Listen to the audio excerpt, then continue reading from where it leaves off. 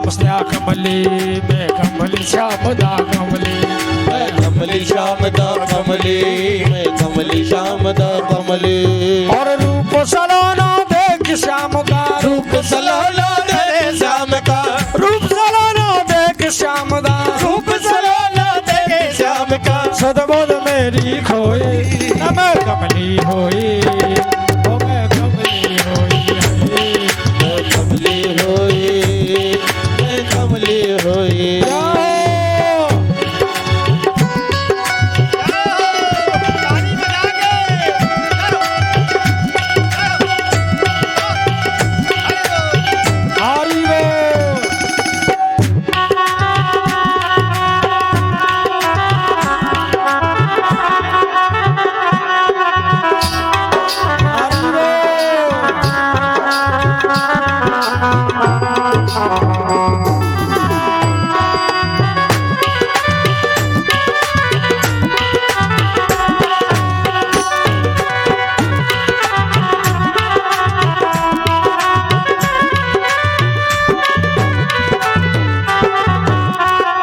और कहा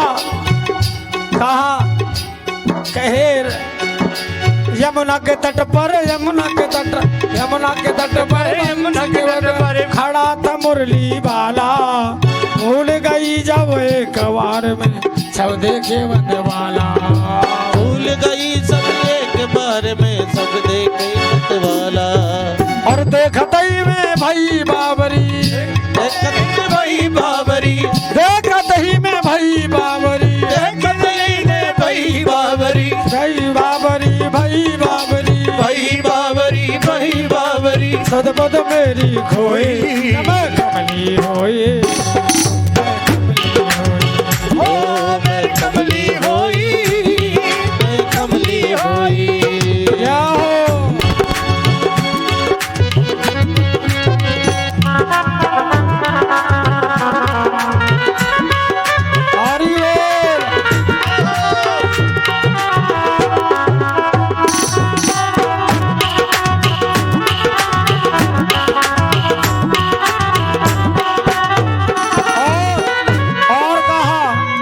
और देखिए कहा कैसा है मेरे ठाकुर का स्वरूप कदम के नीचे अखियां नीचे खड़ा था नंद का लाला कदम के नीचे अखियां नीचे खड़ा था नंद का लाला मुख पे हंसी हाथ में बंसी मोर मुकुट मोए वाला मुख पे हंसी हाथ में बंसी मोर मुकुट बंसी वाला तान सुरीली और रसीली तान सुरीली और रसीली तान सुरीली और नसीली तान सुरीली और रसीली तन मन दियो भिगोई और भगवान के चरणों में इस मन को दोनों हाथों से और तन मन दियो भिगोई न मैं कमली होई मैं कमली होई मैं कमली होई मैं कमली होई ओ मैं कमली होई मैं कमली होई मैं कमली होई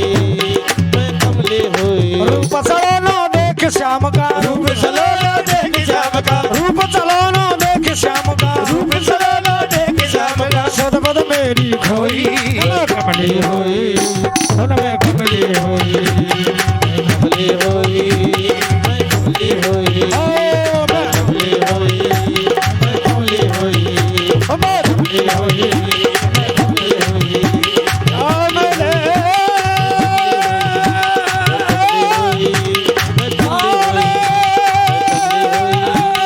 कमली होई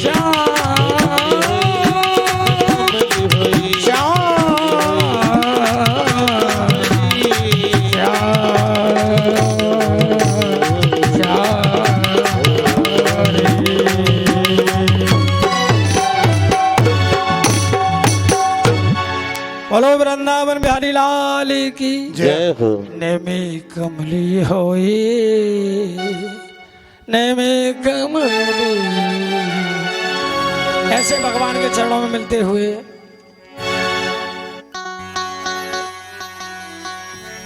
तो संकादी कहते हैं कि नारद जी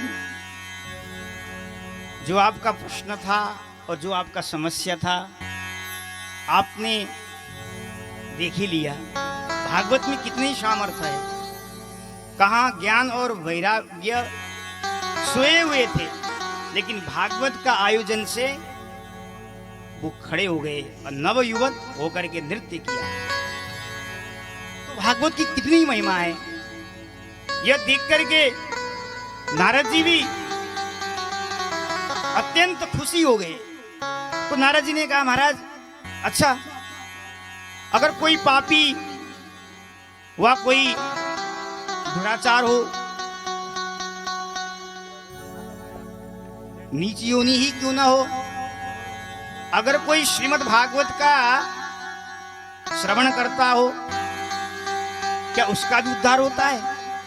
उन्होंने कहा, सनकादि कहते हैं कि देवर्षि नारद जी, उसकी बात तो छोड़ो, जीते ही या मरने के बाद भी अगर कोई कितना बड़ा प्रेतात्मा ही बना हो, वो भी अगर उसके लिए श्रीमद् भागवत का आयोजन किया जाए, वो भी उद्धार हो सकता है।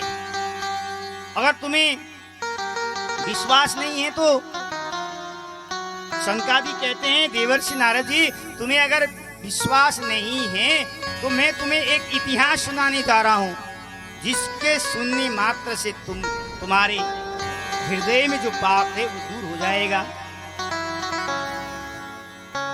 तो सनकादि कहते हैं, महाराज कि सुनो, आत्मादेव नाम के एक ब्राह्मण रहते थे तुंगाभद्रा नदी के तट पर। महाराज, उस आत्मादेव ब्राह्मण का कोई संतान नहीं था, न पुत्री न पुत्र, कुछ भी नहीं था। महाराज बहुत दुखी थे, न जाने कितने लोगों के पास जाकर के उन्होंने पूछा, लेकिन किसी ने इसका उपाय बता नहीं पाया। संतान नहीं था महाराज, पुत्र भी नहीं, पुत्री भी नहीं, और घर में जब गौ माता रहती थी, गौ भी कभी बछड़ा नहीं देती थी। घर में तुलसी का पौधा वो भी सूख जाता था। बड़े दुखी थे। एक दिन इतने दुखी हो गए कि घर को ही उन्होंने छोड़ा, चलो घर के रास्ते में नहीं रहना चाहिए, जंगल में चले गए। जब जंगल में गए तो वहां आत्मदेव ब्राह्मण जल पिया और जल पी करके बैठे हुए थे, रो रहे थे। तो उसी रास्ता से एक सन्यासी जा रहे थे।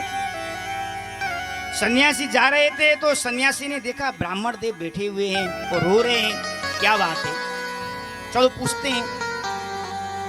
तो सन्यासी वहां पहुंचे ब्राह्मण के पास और कहा, ब्राह्मण देव, कथम रोदिसि विप्रत्वम काते चिंता बलीयसी। हे ब्राह्मण देव, क्या चिंता है, आप क्यों रो रहे हैं?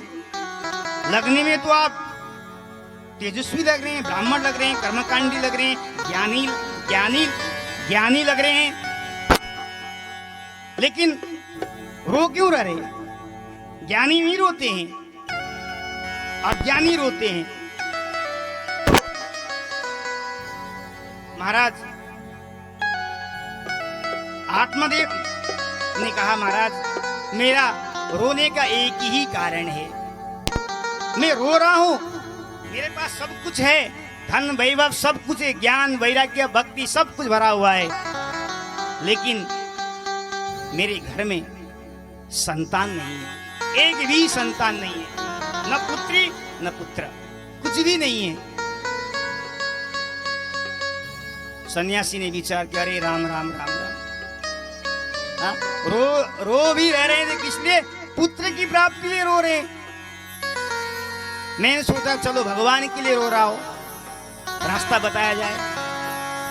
रो भी रह रहे हैं तो पुत्र की प्राप्ति के लो रहे हैं। फिर संत ने कहा, महाराज देखो, आप तो ब्राह्मण हो और ज्ञानवान दिखाई पड़ रहा है। मुंचा ज्ञानम प्रजारूपम बलिष्ठा कर्मणो गति विवेकम तु समासाद्य तेज संसार वासनम। आप ज्ञान का आश्रय लो ब्राह्मण देव, ज्ञान का आश्रय लो, क्योंकि कर्म का गति बलवान है। कर्म की गति को पहचानना बड़े बड़े ज्ञानी तपस्वियों का भी बस में नहीं महाराज।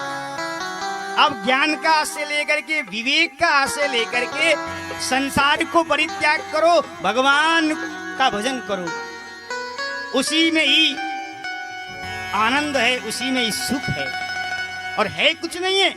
कहां आप संतान के लिए रो रहे हो, पुत्र की प्राप्ति के लिए। छोड़ो ये सब कुछ, भगवान का भजन करो, भजन में ही आनंद है।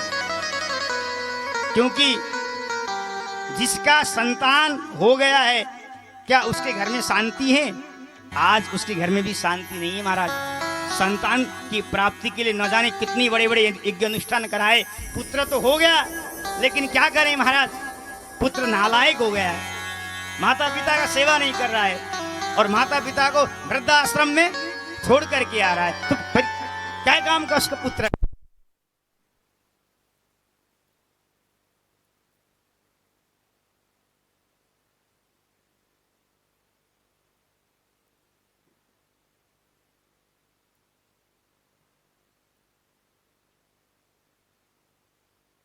लेकिन अब जिसकी बुद्धि पर पुत्र रूपी वासना बैठा हो, उसको समझ में नहीं आएगा कड़वा प्रवचन, क्योंकि संत का प्रवचन कड़वा ही होता है।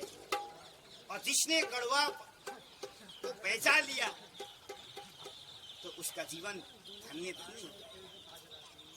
बार बार कह रहे हैं कि देखो, तुम्हारे भाग में पुत्र नहीं है, पुत्र प्राप्ति का के लिए रो मत, भगवान का भजन करो, भगवान का दर्शन हो जाएगा तुम्हें। कहते हैं कि सप्त जन्मावधि तव पुत्रो नैव नैव च। एक जन्म की बात तो छोड़ो, 7 जन्म तक भी तुम्हारे भाग्य में पुत्र नहीं होगा। इसलिए मैं संत कह रहे थे कि मैं यही चाहता हूँ कि तुम भगवान का भजन करो, भजन से ही सब कुछ प्राप्त हो जाएगा। क्या भगवान का भजन करने मात्र से महाराज, लोग कहते हैं कि अरे संतान की प्राप्ति होना अनिवार्य है। क्यों? क्योंकि संतान होगा तभी हमारे पितृ उद्धार हो जाएगा, वंश आगे बढ़ेगा। ऐसा नहीं। भगवान आपके घर में अगर कोई भजन में लग गया हो, भजन आपने किया हो, तो आपका वंश अपने आप भगवान बढ़ा देंगे। उसकी चिंता मत करो। बोलेंगे मरने के बाद पिंडदान कौन करेगा? अरे वो भगवान सब कुछ कर लेंगे। क्यों? वो समर्थ है। वो क्या नहीं कर सकते हैं? वो किसी न किसी माध्यम से आकर के आपका कार्य वो कर ही लेंगे। तो संत कह रहे हैं कि आप भजन करो, भजन में ही आनंद है। आपके 7 जन्म तक भी पुत्र की प्राप्ति नहीं है, लेकिन संत को समझ में नहीं आया। और संत कह रहे हैं महाराज देखो, मुझे तो पुत्र की प्राप्ति के लिए मैं रो रहा हूँ, और मुझे पुत्र ही चाहिए। अगर आप पुत्र, क्यों आपने मेरे 1 जन्म नहीं, 2 जन्म नहीं महाराज, 7 जन्म का भाग्य आपने देख लिया। तुम्हारा भाग्य को, संत में इतना सामर्थ्य है, भाग्य को भी बदल सकते। वास्तव में बात सही भी है।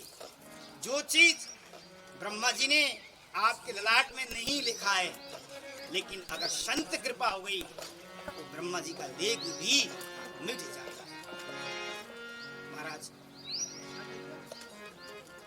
तो संत कह रहे हैं महाराज आप भगवान का भजन करो। अब महाराज ब्राह्मण कह रहे हैं कि नहीं नहीं महाराज, आपने 7 जन्म का मेरा लेख को देख लिया है।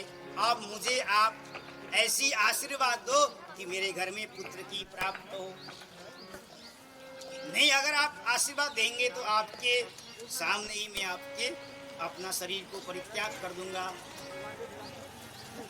और महाराज संत ने विचार किया, रे राम राम राम राम राम राम। महाराज बीच में मैं कहाँ गया? अभी मैं प्रवचन कर रहा हूँ, उपदेश कर रहा हूँ, मेरे उल्टा पड़ने वाला है ब्राह्मण। क्यों? अगर आप पुत्र की प्राप्ति के आशीर्वाद नहीं देंगे तो मैं आपके चरणों में ही मैं अपने शरीर को परित्याग कर दूंगा और ब्राह्मण हत्या का दोष आपको लग जाएगा। आप महाराज, ब्राह्मण जिद्दी में थे, पुत्र की वासना पड़ा हुआ था और संत ने विचार किया कहीं मर जाएं तो हमें ब्राह्मण हत्या का दोष का भागी बनना पड़ सकता है।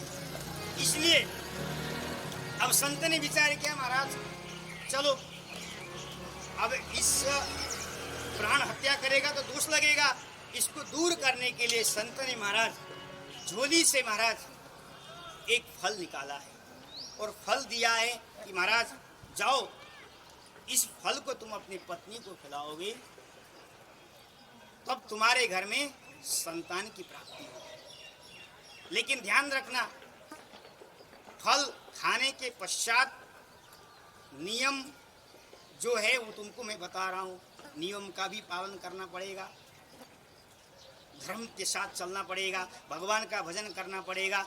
अगर ऐसा तुम्हारे पत्नी करेगी तो तुम्हारे घर में जल्दी से जल्दी पुत्र की प्राप्ति हो जाएगी। लेकिन अब संत ने फल तो दिया, अब आत्मा देव की पत्नी का नाम था धुंधुली। धुंधुली जैसा नाम वैसा ही संशय बुद्धि ही धुंधली, क्या करे क्या न करे। हम प्रवचन आपको सुना रहे हैं और संत अच्छी अच्छी बात बता रहे हैं, लेकिन महाराज जी का काम है सुनाना और हमारा काम क्या है अपनी मर्जी से करना। तो वो संशय बुद्धि ही धुंधली है, करे या न करे, भजन करे या न करे, यही बुद्धि ही धुंधली है, इसी का नाम ही धुंधली। सुनते तो बहुत हैं लेकिन कोई उसका पालन नहीं करते। तो हम भी सब अगर दिखा जाए धुंधली के बराबर है। धुंधली वास्तव में बताते तो बहुत कुछ है लेकिन करते कुछ नहीं है। अरे उनका काम है बताना, हमारा काम करना, तो यही तो संशय है,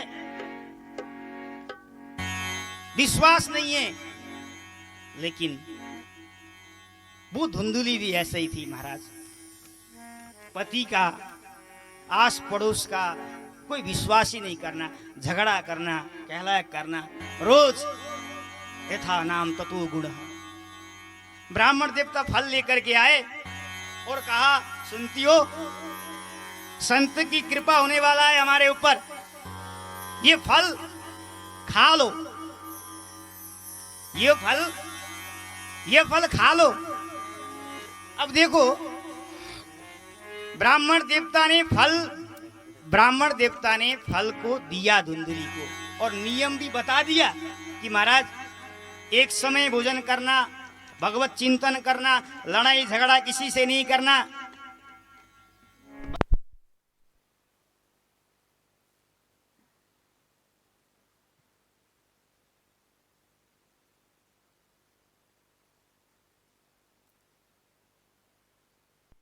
भाई नाम ही उसका धुंधली है।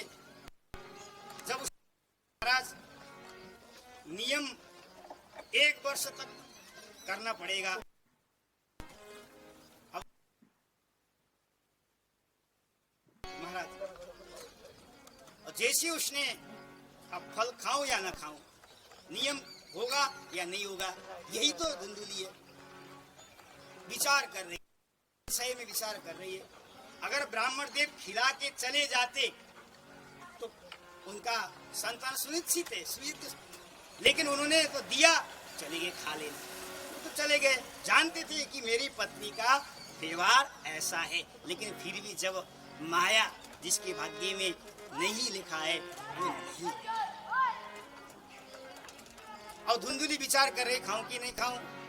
उसी समय महाराज आड़स पड़ोस में घूम रही है, विचार कर रही है। उसकी बहन आ गई, क्योंकि संक्षिप्त में चलेंगे, समय बहुत कम है और विस्तार करेंगे और 1 घंटा लग जाएगा आपको। तो बहन आई, आज बहन से पूछा, बहन तुम्हारे जीजाजी ने फल दिया है खाने को, और जो वो फल मैं खाऊंगी तो पुत्र की प्राप्ति होगी संत की कृपा से। लेकिन नियम मेरे से बनने वाला नहीं है, एक टाइम मेरे से भोजन बनने वाला नहीं है। मैं तो दोनों टाइम चकाचक भोजन करने वाली हूँ, और बिना झगड़ा के, बिना आस पड़ोस में लड़ाई के बिना मैं नहीं रह सकती महाराज 1 वर्ष तक, मेरे से बनने वाला नहीं है।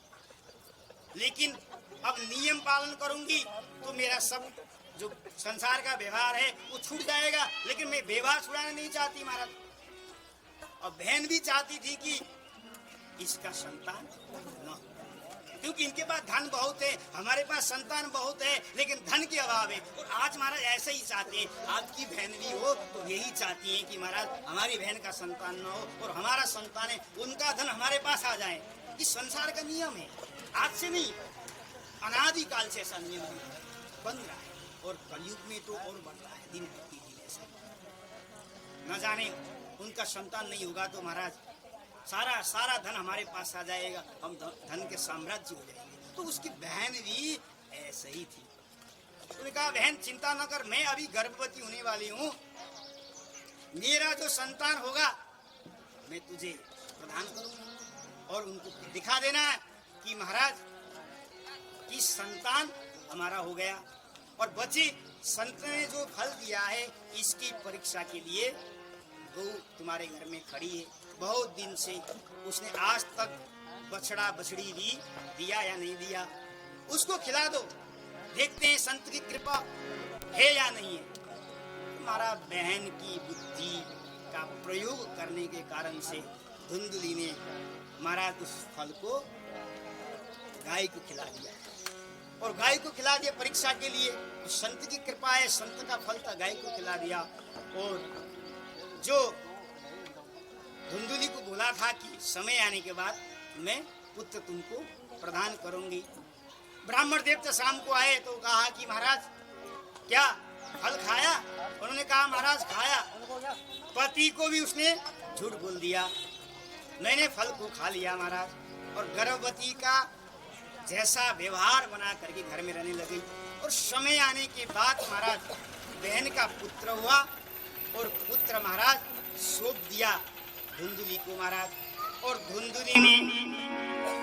धुंधली ने महाराज हाथ में पुत्र लेकर के कहा महाराज देखो स्वामी पतिदेव, हमारे घर में संतान हो गया संत की कृपा से हमारा। तब तो महाराज ब्राह्मण देव अब नाचने लगे, और कुछ ही क्षण में जो गाय को खिलाया गया था, जो फल खिलाया गया था, उसके द्वारा भी महाराज एक बछड़े मर्द मनुष्य का आकृति में गाय का कान जैसा बालक का जन्म हुआ।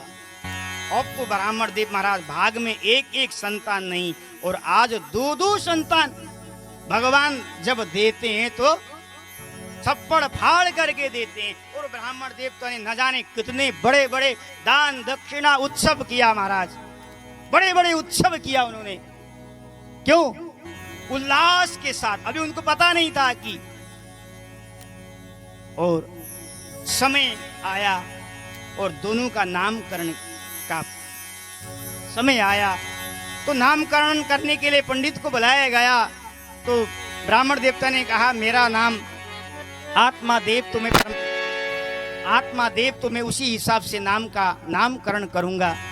लेकिन धुंधली ने कहा महाराज नामकरण मैं करूंगी, क्योंकि मैंने 9 वर्ष महीने तक मारा अपने पेट में रखा, तो इसलिए मैं नाम मैं रखूंगी। और मारा नाम भी शास्त्र के अनुसार होना चाहिए, नाम भी नाम के अनुसार मिलन कर करके नामकरण करना चाहिए। अपनी मर्जी से नाम, अगर आप कोई बालक का नाम रखोगे तो महाराज उस बालक का सदाचार, उस बालक का गुण अवगुण दिखाई पड़ेगा। तो उसने कहा महाराज आप नामकरण नहीं करेंगे, नामकरण मैं करूंगा महाराज। मेरा नाम धुंधली और मेरा पुत्र का नाम धुंधकारी, जैसा नाम मैं वैसे ही रखूंगी मेरे बेटा का। महाराज ठीक है, आत्मादेव ब्राह्मण भोले भाले थे, पत्नी से डरते थे, तो उन्होंने विचार किया चलो एक गौ ने जो बछड़ा दिया है गाय के रूप मनुष्य की आकृति में, इसका नामकरण किया गोकर्ण। समय आगे बढ़ा, दोनों बालक बड़े तो हो गए, लेकिन एक तो पंडित हो गया जो संत की कृपा से, संत की आशीर्वाद से जो गौ ने बछड़ा के रूप में प्रदान किया था, वो तो महान पंडित हुए। गोकर्ण पंडितो ज्ञानी धुंधकारी महाफलः, क्योंकि संत का आशीर्वाद निष्फल नहीं हो सकता है। अगर धुंधली उस फल को खाती तो अवश्य उसका संतान सुयोग्य होता, पंडित होता, विद्वान होता। लेकिन धुंधली ने अपने वैन का आश्रय लिया और महाराज वैन के बुद्धि के कारण से महाराज घर में धुंधकारी जैसा पुत्र का जन्म होता है। ये संत का जो वाक्य का, संत का आशीर्वाद का, फल का कभी तिरस्कार मत करना। जो दिया है उसको बुद्धि के द्वारा नहीं है, बुद्धि तौलने का काम करती है, लेकिन मन के द्वारा उसको चुपचाप ग्रहण करिए, वो आपके लिए भला ही होगा।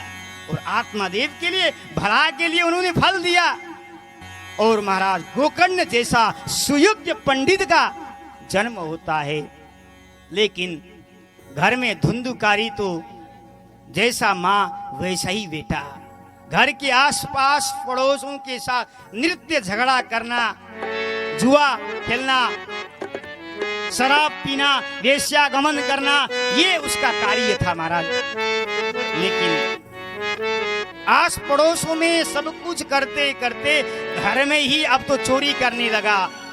घर में ही महाराज अपनी माँ को पीट रहा है, पिता को पीट रहा है, धन कहाँ रखा हुआ है महाराज, धन मुझे दे दो, नहीं दोगे तो मैं मारूंगा महाराज आज।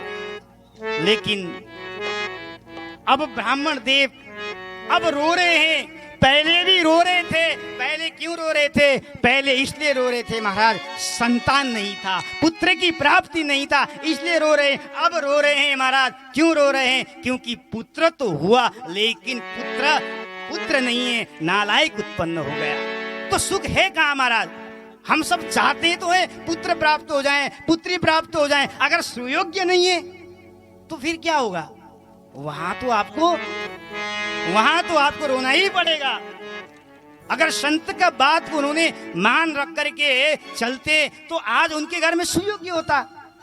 भजन करो कहा उन्होंने, भजन कर लेते, भगवान न जाने पुत्र बन करके आ जाते, ये भी हो सकता था, लेकिन माना नहीं। तो यही संसार का विडंबना है। हम मानते नहीं है, प्रवचन सुनते हैं, कथा सुनते हैं, नित्य न जाने कितने बार सुने, लेकिन हम सब एक कान से सुनते दूसरे कान से उड़ा देते हैं। इसलिए हम दुखी हैं आज। दुखी क्यों हैं? सब कुछ होने के बाद भी दुखी है, इसलिए बहुत दुखी हुए। अब तो ऐसा लग रहा है आत्मादेव को अभी आत्महत्या कर दूं। आत्महत्या पहले भी करने के लिए जा रहे थे, अब पुत्र हुआ फिर भी अब आत्महत्या करने की सोच रहे हैं। ये संसार का विडंबना। बहुत दुखी हुए महाराज। एक बात कहूं मैं आपको, अगर घर में नालायक पुत्र हो तो वो परिवार, उस वंश ही उजड़ जाता है महाराज। उस वंश का उजड़ जाता है। और वही माँ बाप जानते होंगे, घर में अगर नालायक पुत्र हो तो उस माँ बाप ही जान सकते हैं विडंबना क्या है। और आज यही बात आत्मादेव के जीवन में घटित हुआ और धुंधली के जीवन में भी घटित हुआ। अब तो माँ को पिट रहा है, पिता को पिट रहा है, और दुखी होकर के आत्मादेव एक दिन बैठे हुए थे। लेकिन जो संत की कृपा से जो फल प्राप्त हुआ है, वो फल का इतनी सामर्थ्य था, वो गोकर्ण में इतने ज्ञान था महाराज। आज पिताजी को दुखी देख करके महाराज, पिताजी रो रहे हैं, ये देख करके गए, पिताजी क्यों रो रहे हैं आप? क्यों रो रहे हैं? रो तो पहले भी रो रहे थे आप, अब रोना धोना मत करो। अब तो सुख है ही नहीं है। पुत्र से सुख की कामना करना ही व्यर्थ है। और वास्तव में है, हमें कभी ये नहीं सोचना चाहिए कि हमें पुत्र से सुख मिल जाए। कभी मत सोचो कब क्या हो जाए, कोई भरोसा नहीं। अब बड़ी सुंदर उपदेश कर रहे हैं पिताजी। सुख तो राजा को भी नहीं है, चक्रवर्ती को भी नहीं है, इंद्र को भी नहीं है। और सुख किसको है? सुखमस्ति विरतस्यः मुनिरेकांत जीविनः। पिताजी, सुख तो उसको है जो मुनि है, जिसको लेना देना नहीं है, निरंतर भजन कीर्तन में लगा हो, वही सुख। सुख राजा को भी नहीं है, इंद्र को भी नहीं है, चक्रवर्ती को भी नहीं है, धनवान को भी सुख नहीं है। सुख के प्राप्ति के लिए कितने न जाने साधन करते हैं, लेकिन सुख तो वही है। मुनि, फकीर, विरक्त संत को नहीं सुख। इसलिए पिताजी, अभी भी कुछ बिगड़ा नहीं है, अभी भी कुछ बिगड़ा नहीं है। जो होना था हो गया। अब को तो घर को परित्याग करो, अब घर को छोड़ दो। घर को छोड़ करके वन में चले जाओ, भगवान का भजन करो, उसी में ही सुख है। अब तो महाराज आत्मादेव के जीवन में अब बुद्धि में बैठ गया। अगर पहले बुद्धि में बैठा हो तो अभी दुखी नहीं होते। अब ठोकर लग जाता है व्यक्ति को, तब बुद्धि पर बैठ जाता है। जब तक ठोकर नहीं लगा तब तक व्यक्ति समझ नहीं पाता है। ये संसार का विडंबना है, ये संसार का नियम है। आत्मादेव को जब ठोकर लगा और गोकर्ण जी महाराज ने उपदेश किया, और महाराज श्री वृंदावन, ऐसा लिखा है, श्री वृंदावन में महाराज आत्मादेव दक्षिण से चल करके आए। और कहाँ आए महाराज? वहां चल करके आए और वहां आकर के यमुना के तट पर श्रीमद् भागवत का पाठ किया है। 60 वर्ष का वो ब्राह्मण श्री कृष्ण महाप्रभु भागवतकार कहते हैं, श्रीमद् भागवत का पाठ किया और पाठ करते हुए 7 दिन के बाद वो आत्मादेव ने शरीर छोड़ा और भगवत धाम में विमान में बैठ करके भगवत धाम को चले गए। ये श्रीमद् भागवत की महिमा है। और अब महाराज देखो, ब्राह्मण देव चले गए। अब घर में कौन? धुंधुली और धुंधुकारी। महाराज ये गोकर्ण जी भी तीर्थ यात्रा करने चल पड़े। और अब तो महाराज माँ को ही पीटने लगा और माँ भी दुखी हो गई। और दुखी होकर के महाराज रात्रि में कुएं में जाकर के गिर पड़ी और उसका भी प्रणांत हो गया। उसके पश्चात महाराज 4-4, 5-5 वेश्याओं को ला करके भर पोषण करने लगा, चोरी करने लगा, न जाने कितने अत्याचार करने लगा। और वेश्याओं ने भी विचार किया, महाराज धन तो बहुत कुछ प्राप्त हो गया है, अब कहीं महाराज अगर राजा महाराजा पकड़ लिया इसको तो हमें भी जेल खाने में जाना पड़ सकता है। इसलिए इसको मारा जाए। तो उसको महाराज रात्रि में सोया हुआ था और धुंधुकारी को महाराज रस्सी के माध्यम से आग के अंगार को मुख में डाल करके उसका भी प्राणांत कर दिया उन वेश्याओं ने। और सारा धन था इकट्ठा करके वहां से वो अन्यत्र चली गई। इसलिए श्री सुखदेव जी महाराज कहते हैं, उल्टा स्त्री जो दुर्विचारिणी स्त्री है उसका कभी विश्वास नहीं करना चाहिए। भागवतकार कहते हैं, विश्वाकम पंडितो जाति कामिनी यसी सह। अब महाराज जब प्रेतात्मा, अब उस महाराज वो पापी धुंधुकारी का जब शरीर छूटा तो वो प्रेत बन गया, प्रेत के रूप में परिणित हो गया। क्योंकि जब पापी, अत्यंत जो पापी जब शरीर छूटता है ना, वो प्रेत ही बनता है क्रिया के द्वारा। और इधर महाराज गोकर्ण जी को जब पता चलता है तो कि पिताजी का शरीर छूट गया, माँ का शरीर छूट गया, भाई का शरीर छूटा, और गया में जाकर के उन्होंने क्या किया? श्राद्ध किया।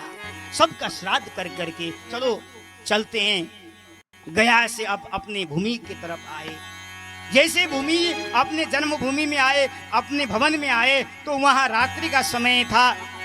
वहां बैठ करके भगवत चिंतन करने लगे।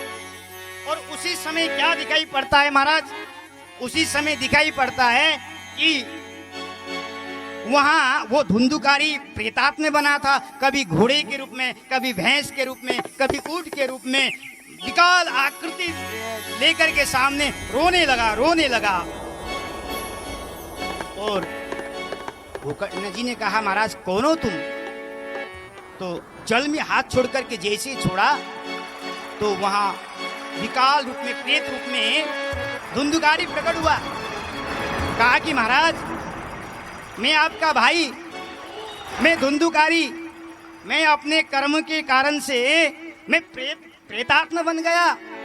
भैया मेरा उद्धार करो, आप ही उद्धार कर सकते हो।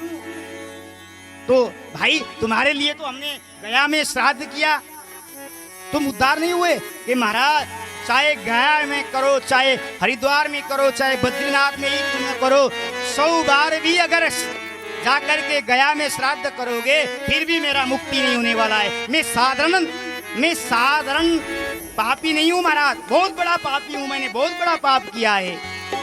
और महाराज ठीक है, तुम्हारे लिए उद्धार के विषय हम सोचते हैं। और इधर महाराज प्रातः काल हुआ और संत वैष्णवों का माध्यम के द्वारा अब धुंधुकारी के लिए, संत माध्यम से धुंधुकारी के लिए महाराज श्रीमद् भागवत का आयोजन किया। और श्रीमद् भागवत का आयोजन किया और धुंधुकारी ने महाराज एक ही आसन में बैठ करके 2 मिनट, बस कथा विराम होने वाली है, आरती करके आप देखिए बैठे हैं, सिर्फ 2 मिनट की बात है, उसके बाद में सभी आरती करके फिर तो अपने अपने स्थान जाएंगे। जब 7 दिन कथा धुंधुकारी ने श्रवण किया और वहां भगवान के विमान लेकर के आए और धुंधुकारी को विमान में बैठ करके गोलोक धाम भगवान ने भेज दिया। और फिर दोबारा जब श्रोताओं के लिए फिर दोबारा कथा का आयोजन किया श्रावण मास में, और उनके लिए भी अब नियम पूर्वक उन्होंने कथा का श्रवण किया, तो उनके लिए भी भगवान ने विमान लेकर के आकर के सबको भगवत धाम भगवान ने भेज दिया। और गोकर्ण को भी भगवान ने अपने समान भगवान ने बना लिया है। बोले गोकर्ण महाराज की जय। तो सनकादि कहते हैं, नारद जी देखो पापी से पापी क्यों ना हो, इतना बड़ा पापी ही क्यों ना हो, अगर लेकिन उसने श्रीमद् भागवत की श्रवण कर लिया है, वो पापी नहीं रहेगा, वो भगवान का पार्षद बन जाएगा। और तुमने देख ही लिया धुंधुकारी का चमत्कार। धुंधुकारी ने कितनी बड़ा पापी था, छोटा पापी नहीं था, बहुत बड़ा पापात्मा था महाराज, लेकिन उसने श्रीमद् भागवत एक आसन में बैठ करके भागवत का श्रवण किया और भगवत धाम को चला गया। ये भागवत की महिमा है। बोले भागवत भगवान की। तो आज भी भागवत में ये सामर्थ्य है, ये चमत्कार है।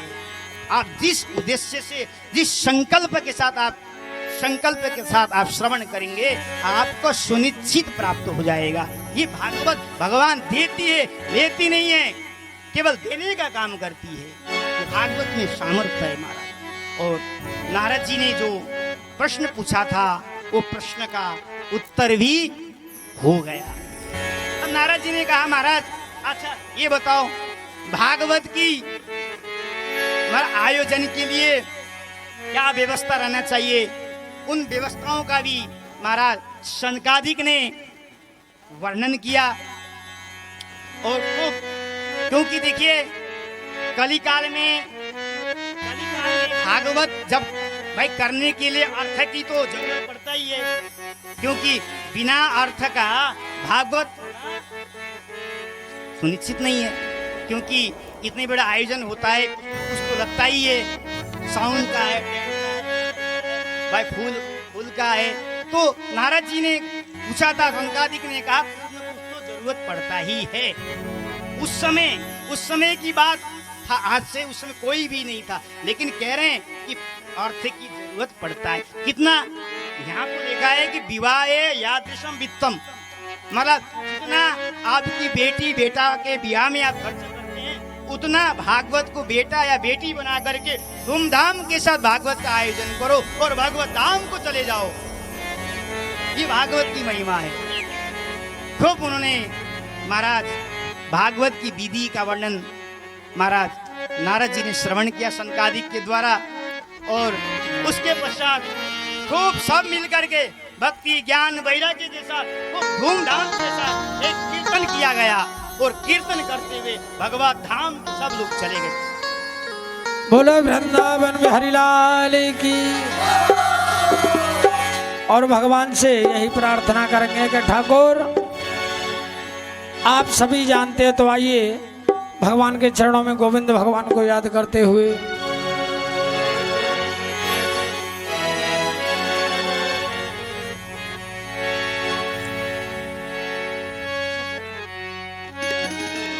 आजा आजा समरिया, आजा आजा समरिया। हे गोविंद आ जाओ और हमारे हृदय में विराजमान हो जाइए। वृंदावन बानक बन्यो भमर करत गुलजार, दुल्हन प्यारी श्री राधिका सो दूल्हा कृष्ण मुरारी। बोलो कृष्ण भगवान की, राधा रानी सरकार की। और तालियों के साथ। और सुनी है तुम बिन डगरिया, हो आजा आजा समरिया। सुनी है गोकुल नगरिया, हो आजा आजा समरिया। सुनी है गोकुल नगरिया, आजा आजा समरिया। आजा आजा समरिया, आजा आजा समरिया। आजा आजा समरिया, आजा आजा समरिया। हो सुनी है गोकुल नगरिया, हो आजा आजा समरिया। सुनी है गोकुल नगरिया, आजा आजा समरिया।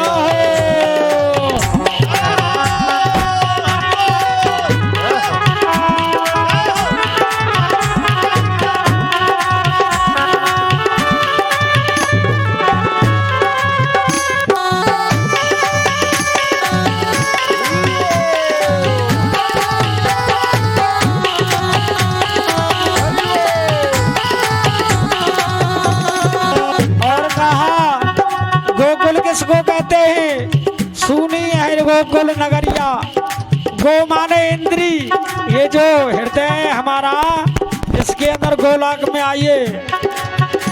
आजा आजा समरिया, आजा आजा समरिया। आजा आजा समरिया, आजा आजा समरिया। आजा आजा समरिया, आजा आजा समरिया। आजा आजा समरिया, आजा आजा समरिया। और सुनी है गोकुल नगरिया, ओ आजा आजा समरिया। सुनी है गोकुल नगरिया, आजा आजा समरिया।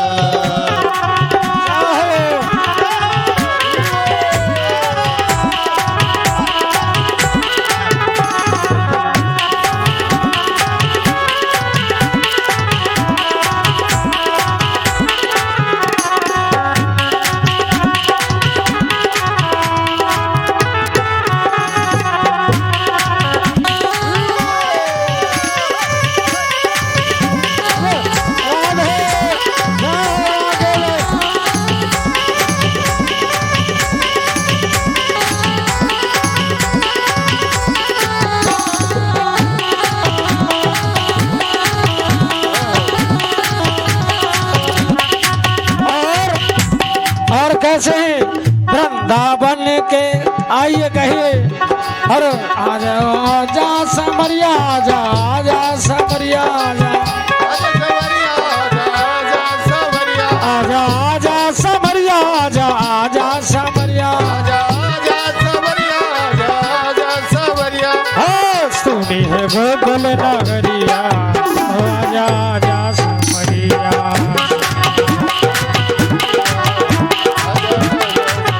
और कहा हर वृंदावन के तुम महाराजा वृंदावन के तुम महाराजा वृंदावन के तुम महाराजा वृंदावन के तुम महाराजा भगतन को अब दर्श कराजा भक्तन को अब दर्श कराजा भगतन को अब दर्श कराजा भक्तन को अब दर्श कराजा और आय के बजा जा बसुरिया आय के बजा जा बसुरिया आजा आजा समरिया आगे बजा बसुरिया आजा आजा सवरिया आजा आजा समरिया आजा आजा समरिया आजा आजा सवरिया आजा आजा सवरिया आजा समरिया आजा आजा समरिया आजा आजा सवरिया आजा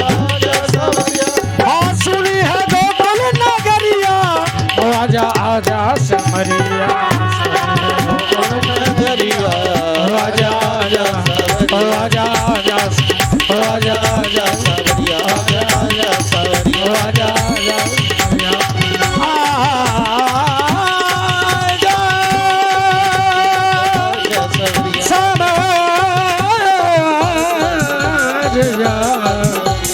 आजा सवरिया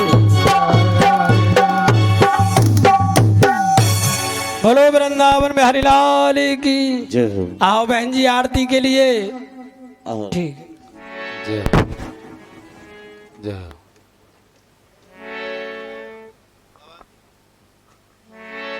बोलवा के बिहारी लाल की राधा रानी सरकार की श्री व्यास जी महाराज आइए सभी भक्त भैया ध्यान से सुन लें जिन्होंने कलश उठाया है और जिन्होंने नह भी उठाया है वो भी सुन लें इन कलशों पे हर रोज शाम को दीपक जलाएंगे घी का और धूप बत्ती यहाँ आपको परात मिलेगी उस परात में अपने कलश पे दीपक को जो है जला के रखना है धूप बत्ती दिखा के और सुबह अपने अपने कलशों में पानी डालने आएंगे ठीक है ये काम करना है और परिक्रमा का विधान सुनिए परिक्रमा हर रोज होती है ठाकुर जी की जो भी भक्त होते हैं तो किस विधान से होनी चाहिए कि जो भी भक्त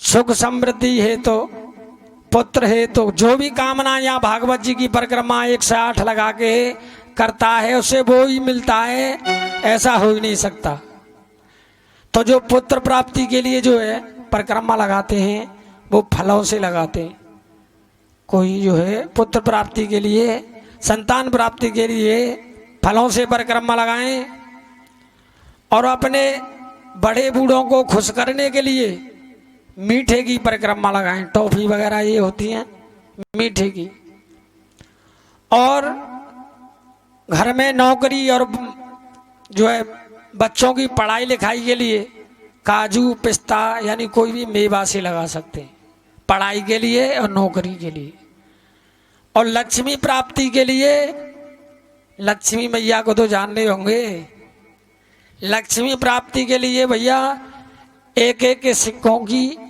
108 परिक्रमा लगा के आपको हो आपकी इसमें लक्ष्मी मैया भंडार भरेंगे और जैसे 108 सिक्के नहीं है तो 108 रुपए रख दो और 108 परिक्रमा लगा दो चढ़ा दो ठीक है और जिसको कुछ नहीं चाहिए केवल भगवान चाहिए सुन रहे हो जिनको भगवान ही चाहिए कि हमें कुछ नहीं चाहिए तो तुलसी के पत्तों का 108 पत्तों की परिक्रमा लगाए भैया ऐसा नहीं है कि चाहिए तो सब कुछ और चलो पंडित जी के जोरे लगाया हो 108 पत्तन की ऐसा नहीं जो चाहिए फिर सुन लीजिए कि पुत्र प्राप्ति के लिए फलों से और अपने पितरों को अपने देव जो है पुरखों को खुश करने के लिए मीठे से टॉफी वगैरह किसी से रेवड़ी से और पढ़ाई लिखाई नौकरी सर्विस काम धंधे के लिए मेवाओं से कोई भी मेवा हो काजू पिस्ता बादाम जो भी आपकी इच्छा हो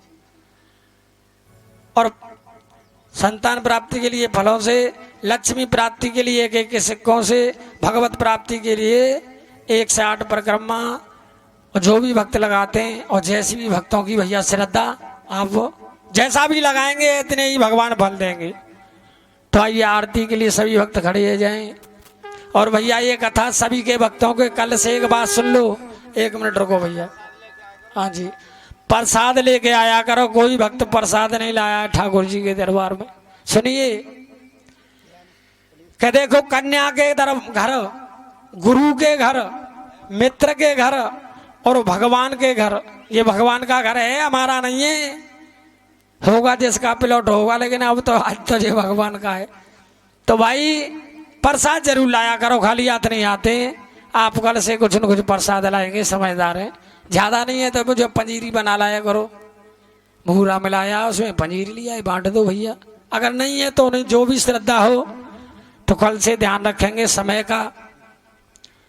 और अपने अपने दीपकों पर प्राण से मुखादग्नि रजाय। आइए बहन जी आइए, जिन्हों परीक्षते हैं आज भैया सब परिक्रमा के लिए, उसके लिए रुकिए। नहीं नहीं, अरे बहन जी कहाँ हैं? प्रसाद है वो थोड़ा बहुत बांटने के लिए महाराज। बोलो वृंदावन बिहारी लाल की, बोलो भागवत महापुराण की। आगे आया करो, भगवान के नजदीक रहोगे तो भगवान आपको जल्दी पहचानेंगे। दूर रहना नहीं सीखो, भगवान के पास आने की कोशिश करो। श्री भागवत भगवान की है आरती, पापियों को पाप से है तारती। श्री भागवत भगवान की है आरती, पापियों को पाप से है तारती। श्री भागवत भगवान की है आरती, पापियों को पाप से तारती। श्री भागवत भगवान की है आरती, पापियों को पाप से है तारती। ये अमर ग्रंथ, ये मुक्त पंथ, ये पंचम वेद निराला, नव ज्योत जगाने वाला। ये अमर ग्रंथ, ये मुक्ति पंथ, ये पंचम वेद निराला, नव ज्योति जगाने वाला। से अंत ये अंत, ये पंचम वेद निराला, नव ज्योत जगाने वाला। ये अमर ग्रंथ, ये मुक्ति पंथ, ये सभी आरती ले लो। निराला, नव ज्योति जगाने वाला।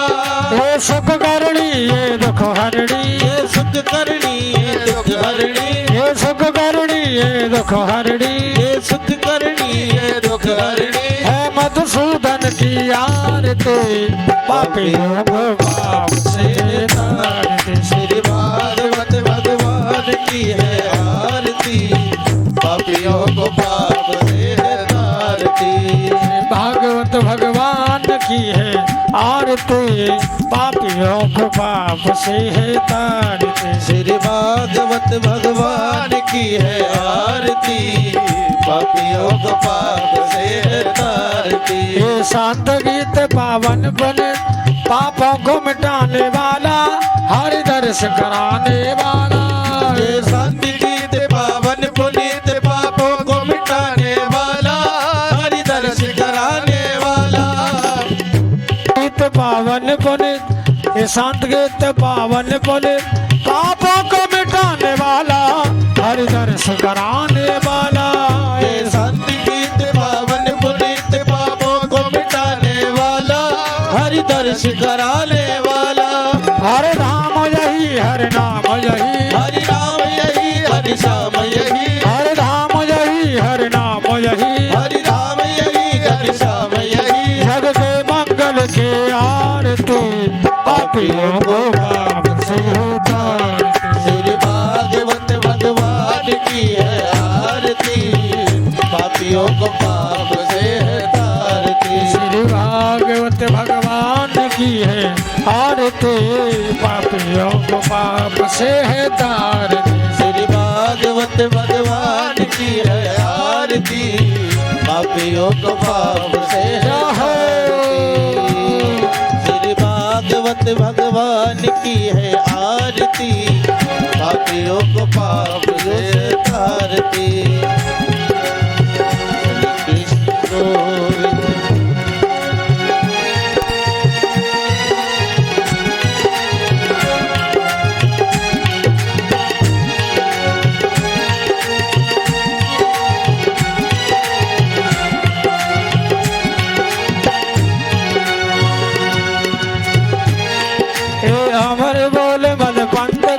सदमार्ग बताने वाला दुनिया को बताने वाला ये अमर ग्रंथ ये मुक्त पंथ ये पंचम वेद निराला हरि दर्श कराने वाला ये अमर ग्रंथ ये मुक्ति बंध यह पंचम वेद हरि नाम यही हरि ध्यान यही हरि नाम यही हरि ध्यान यही सबके मंगल की आरती पापियों को पाप से तरती भगवत भगवान की है आरती पापियों को पाप से तारती जय हो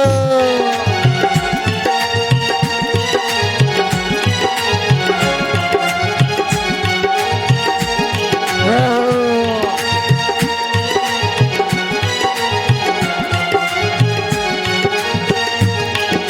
तेरे नाम नहीं घनश्याम यही ये मधुर बोले मद पंथ गोल सतमार्ग बताने वाला बिगड़ी को बनाने वाला ये मधुर बोल मद पंथ खोल सन्मार्ग दिखाने वाला बिगड़ी को बनाने वाला ये मधुर बोल मद पंथ गोल सतमार्ग बताने वाला बिगड़ी को बनाने वाला ये मधुर बोल जगवंत खोल सन्मार्ग बताने वाला बिगड़ी को बनाने वाला श्री राम यही घनश्याम यही श्री राम यही घनश्याम यही श्री राम यही घनश्याम यही बुलाओ राम यही घनश्याम यही श्री राम यही के आरती पापियों को पाप से तार श्री भागवत भगवान की है आरती पापियों को पाप से बुलाओ श्री भागवत भगवान बुलाओ आरती पापियों को पाप से तारती श्री भागवत भगवान की है आरती पापियों को पाप से तार श्री भागवत भगवान की है आरती पापियों को पाप से आरती पापियों को पाप से तारती पापियों को पाप से तारती हे श्री भागवत भगवान की है आरती तालियों के पाप से तार सभी तालियों के पाप से तारती पापियों के पाप से तारती करे गोरे गौरम करुणावता उन्भवन्तो तस्का तुमेव तदेव विद्याद्रवणं तुमेव तमेव सर्वं मम देव सर्वं मम देव श्री कृष्ण गोविंद हरे मुरारी हे नाथ नारायण वासुदेव हे कृष्ण गोविंद हरे मुरारी हे नाथ नारायण वासुदेव हरे राम राम राम हरे हरे हरे राम हरे हरे कृष्ण कृष्ण कृष्ण हरे हरे हरे कृष्ण कृष्ण कृष्ण हरे हरे राम राम राम हरे हरे हरे राम हरे हरे कृष्ण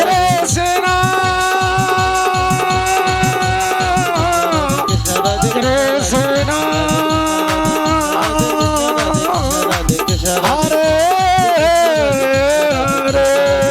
राधे कृष्ण राधे कृष्ण राधे कृष्ण राधे कृष्ण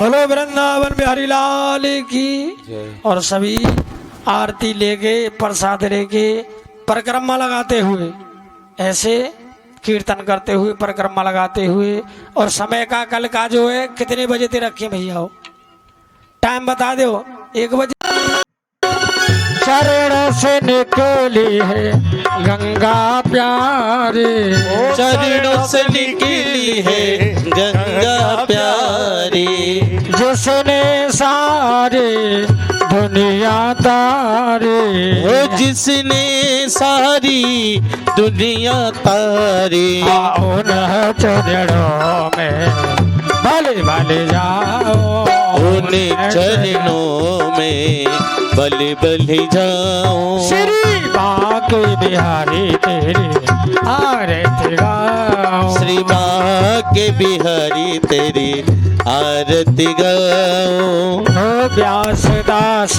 के नाथ आप हो। व्यास नाथ के नाथ आप हो। सुख दुख जीवन प्यारे साथ आप हो। ओ सुख दुख जीवन प्यारे साथी आप हो। और मैं भी प्रभु तेरा दास कहूं। मैं भी प्रभु तेरा दास कहूं। श्री बाके बिहारी तेरी आरती गाऊं। श्री बा